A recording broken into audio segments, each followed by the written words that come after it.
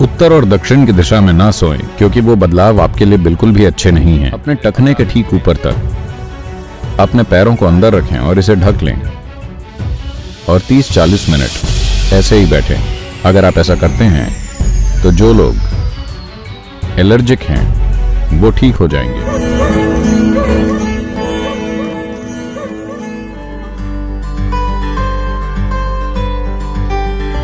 क्या चुंबक से इलाज हो सकता है और क्या चुंबक पहनने से स्वास्थ्य और आध्यात्मिकता में सहायता मिलती है? अगर आपको इसकी जानकारी नहीं है तो हम एक चुंबक पर जी रहे हैं।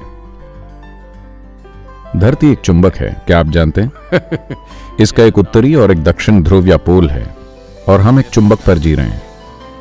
पर कोई लोग आपको एक छोटा चुंबक बेच रहे हैं जिसे आप अपनी कलाई पर पहन सकते हैं, जिससे आपका जीवन बदल जाएगा। मैं कह रहा हूं, जब आप इस चुंबक पर रहते हैं तो आपको दूसरे की क्या जरूरत है।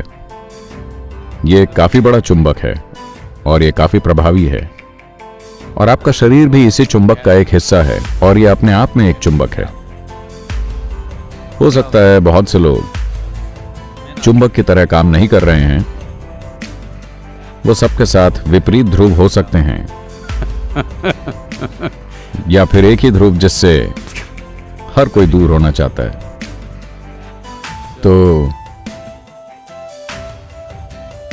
बाजार की ताकतें बहुत कुछ कहती हैं।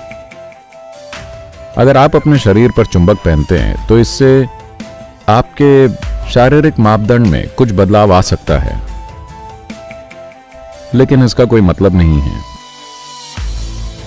अगर आप जाकर एक इलेक्ट्रिकल ट्रांसमीटर के बगल में खड़े हो जाएं, तो आप अपने शरीर में होने वाले बदलावों को माप सकते हैं। अगर आप किसी पेड़ के पास खड़े हो जाएं, तो आप वाकई अपने शरीर के बदलावों को माप सकते हैं। अगर आप खड़े होते हैं तो आपका शरीर एक तरह से काम करता है। अगर आप सिर्फ जमीन पर लेट जाएं, तो यह एक अलग तरीके से काम करेगा। इसे समझते हुए हमने आपसे कहा, उत्तर और दक्षिण दिशा में न सोएं, क्योंकि ये बदलाव आपके लिए बिल्कुल भी अच्छे नहीं होंगे। तो क्या मुझे चुंबक पहनना चाहिए?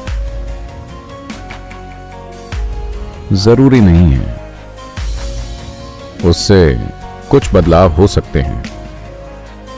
मानव शरीर के विज्ञान को इतना आसान न समझें। ओ, ब्लड प्रेशर 5 अंक गिर गया है तो सेहत अच्छी हो रही है। मानव शरीर इस तरह काम नहीं करता। शरीर इससे कहीं ज्यादा पेचीदा है। मैं कहूंगा कि ऐसे तांत्रिक अभ्यास हैं जिनसे हम आपको दुनिया के उस हिस्से से अच्छी तरह से तालमेल में ला सकते हैं जिसमें आप रहते हैं। ऐसी चीजें की जा सकती हैं, पर उसका फायदा तभी होता था जब ऐसा समय था जब लोग कभी भी 10 मील से ज्यादा नहीं चलते थे जहां पर भी वो रहते थे, क्योंकि लोग बस पैदल चलते थे। वो वाकई किसी एक स्थान से बहुत दूर नहीं जाते थे। तो उस समय शरीर स्वाभाविक रूप से धरती के साथ तालमेल में आ जाता था, एक विशेष तरीके से उस स्थान के कोऑर्डिनेट्स के आधार पर जहां आप होते थे। लेकिन आज हम सब इधर उधर जा रहे हैं। अगर मैं आपको यहां वेलियांगिरी की 11 डिग्री वाली जगह के साथ तालमेल में ले आऊं और कल सुबह आप दूसरी जगह के लिए उड़ान भरें, तो आप में अपने शरीर को फिर से तालमेल में लाने का ज्ञान और क्षमता होनी चाहिए, वरना शरीर कई तरह से परेशान हो जाएगा। तो मैं कहूंगा, अगर आप बड़े मैग्नेट के साथ सही से जुड़ते हैं जिस पर हम सभी रह रहे हैं और हम सभी जिससे बने हैं, तो यह आपकी कलाई पर छोटे चुंबक पहनने से कहीं ज्यादा फायदेमंद होगा। और आप पर लोहे की कीलें भी चिपक सकती हैं, तो सुबह आप ये कर सकते हैं। शांभवी करने के बाद किसी मैदान में एक छोटा गड्ढा खोदें, आपके लिए नहीं, केवल 2 फीट, और बस अपने टखने के ठीक ऊपर तक अपने पैरों को अंदर रखें और उसे ढक लें और 30-40 मिनट बैठें। बस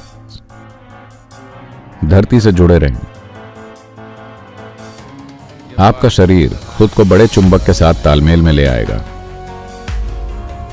और आपको अपनी कलाई या अपने टखने पर चुंबक नहीं पहनने पड़ेंगे। वो चुंबक खरीदने की बजाय आप 2 फीट गहरा गड्ढा खोदकर उसमें अपने पैर रखकर उसे ढक दें।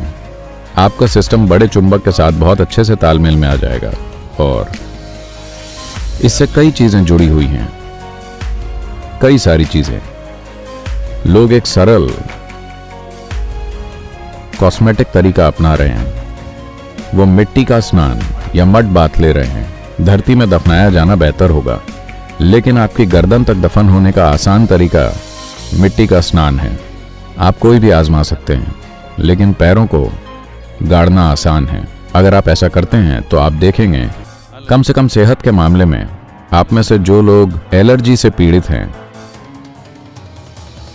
एलर्जी का मतलब है कि किसी तरह से आपको यह धरती पसंद नहीं है।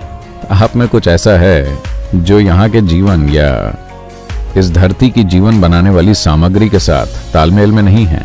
आप थोड़े एलियन बन रहे हैं। यही एलर्जी का बुनियादी मतलब है। तो अगर आप खुद को धरती के तरीकों से जोड़ लेते हैं तो एलर्जी गायब हो जाएगी। तो पैरों से शुरुआत करें। अगर ये काम करता है तो थोड़ा गहरा जाएं। ये काम करें।